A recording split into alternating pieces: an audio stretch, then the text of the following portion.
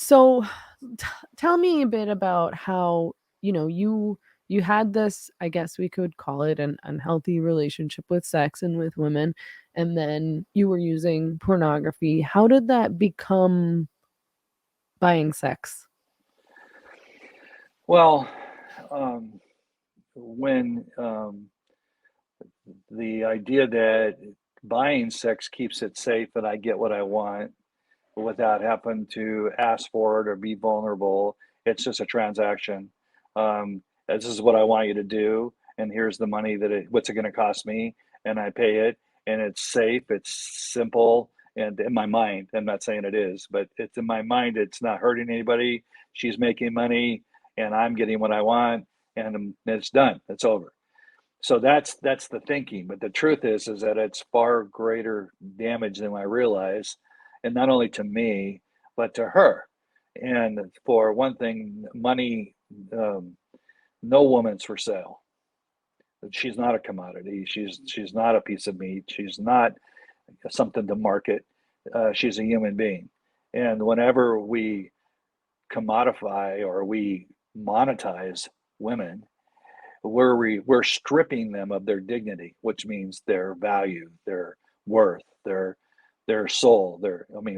I don't. When I was using, I didn't think about what her dreams were. Or I didn't think about where she going in life, and where she's struggling, or what makes her cry, what makes her laugh. I didn't know any of that. All I cared about was, you're doing this. I don't care what it cost you emotionally, or we just don't do it. I'm not going to pay you. But the idea was it was centered around money. And so that it didn't matter what the cost was to her. All it mattered was what the money, about the money. And so I think that as I grew in this, there was a lot of, there's a big chasm between, um, between what my wife was wanting to do and what I was getting in the porn and the prostitution and all that. And so simply I'm thinking, see, my wife is being, you know, frigid, but she's not. And so therefore I got no choice. And that was my thinking. But the reality is, and in helping, learning later, and we won't get into that too much right this moment, but the idea that what I needed was to deal with the things that are blocking my ability to connect with her. Because if I could have done that, and then we would have been on the path to change and grow. But because every man in her world had used her before she met me, and she had a series of rape and of sexual abuse and all other things you could go along with, that the I was just another man reinforcing all that she couldn't trust.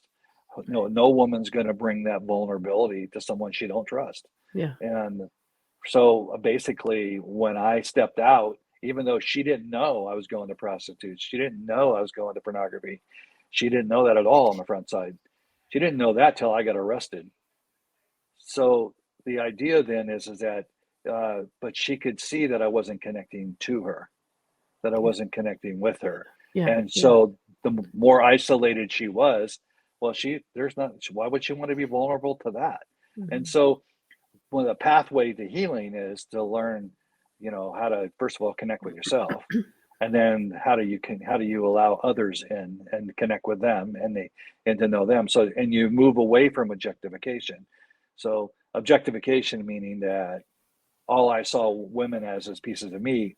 Now I get to learn about what drives them, what their dreams are, what their heart is, what hurts them, and continue to go deeper and care about the person. And so, the objectification is what causes, excuse me, the lack of intimacy is what sets up the use.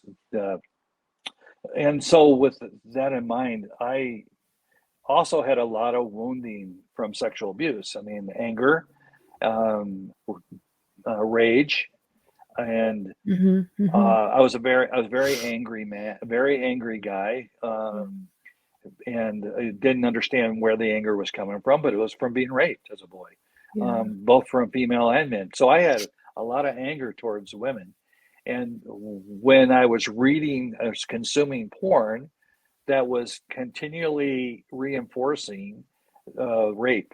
Um, that where I'd watch a movie that was watching where a woman was being raped. I mean, it's like you're being a spectator and you're getting to watch what you would never do, supposedly. And so it just kept glamorizing and making it more arousing and more exciting to where I began to have rape fantasies. And there started the sexualized rage, the sexualized anger, the unresolved wounding that I carried as a man. And so rape is very much sexualized anger, and combined with all the other things we've just heard that I've just shared. And so it came to a head where, I was, doing rape fantasies and wondering when someday how I would do it. And I'd cross a line and I would follow somebody, and then then I would say, "What am I doing?" Snap out of it, and I go back to normal world for a little while, and then I'd find myself going back into the fantasy side of it again and again. And this began to get stronger and stronger until one day I crossed that line.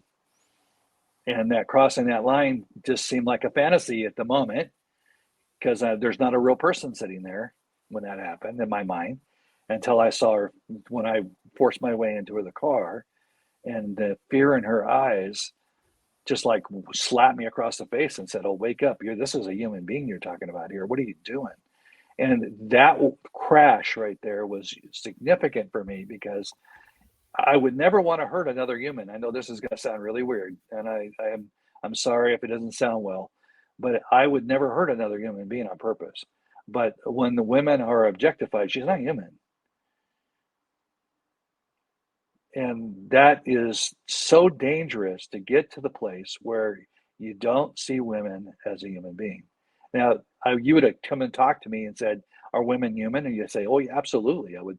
In my mind, I know that, but in the fantasy world and in the what I was consuming for a sexual appetite was to use women at whatever expense, and because all it mattered was what I wanted and what I needed, and the rage and the anger inside was is that the feeling like if I could never open up, I could never be real. This woman wouldn't want to be in my life, and yet I'm attracted to her.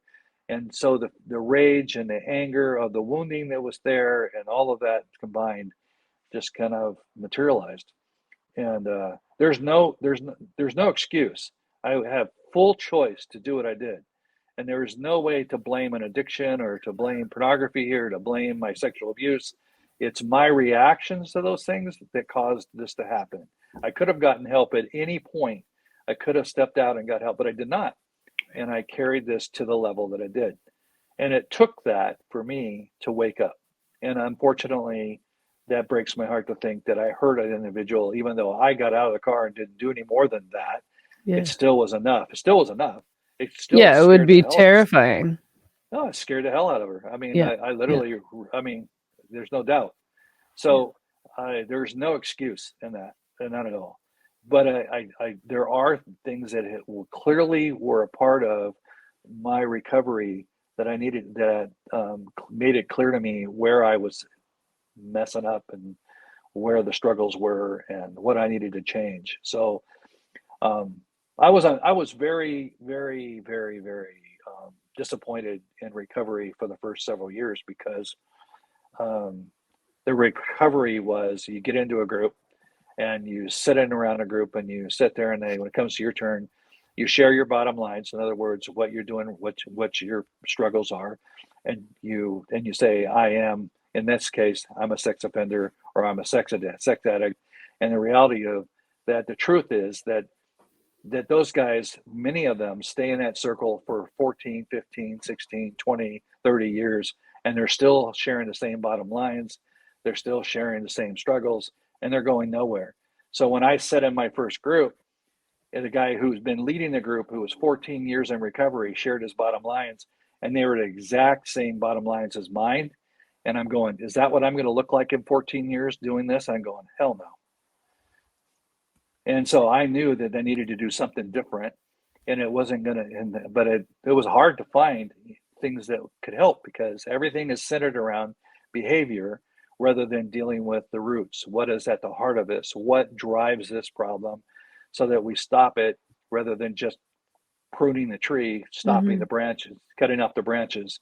Because, I can surely stop viewing pornography, but it's going to come back again and again and again and again and again because the roots still Yeah. sit there.